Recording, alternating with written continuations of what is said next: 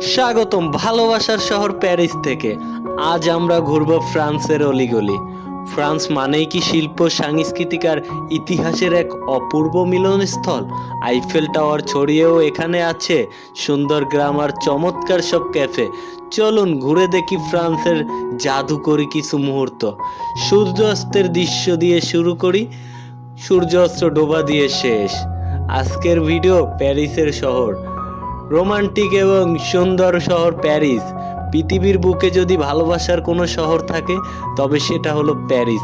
Eiffel টাওয়ারের নিচে দাঁড়িয়ে থাকা বা সিন নদীর পাড়ে অলস বিকেলে কাটানো ফ্রান্সের সৌন্দর্য যেন সবসময় এক মায়ার মতো আমাদের ঘিরে রাখে।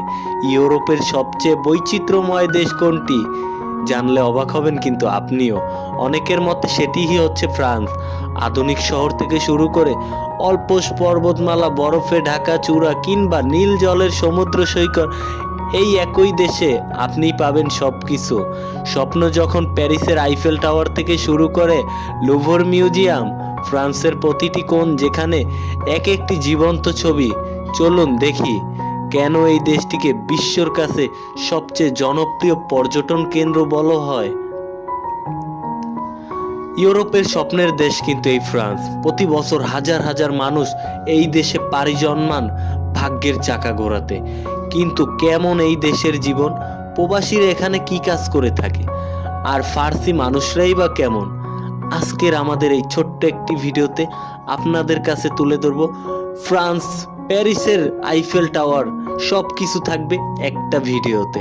আপনারা যদি আমাদের ফেস্ট অফ বিশ্ব চ্যানেলটিতে নতুন হন তাহলে অবশ্যই একটা সাবস্ক্রাইব করে পাশে থাকা বেল আইকনটি প্রেস করে দিবেন। আর যারা যারা সাবস্ক্রাইব করেছেন তাদেরকে জানাই অসংখ্য ধন্যবাদ এবং অভিনন্দন। চলুন ভিডিও শুরু করা যাক। ফ্রান্সে প্রবাসীদের কাজের ক্ষেত্রে বেশ বৈচিত্র্যময়। নতুন অবস্থায় অনেক প্রবাসীরা কিচেন হেল্পার বা ওয়েটার হিসেবে কাজ করেন।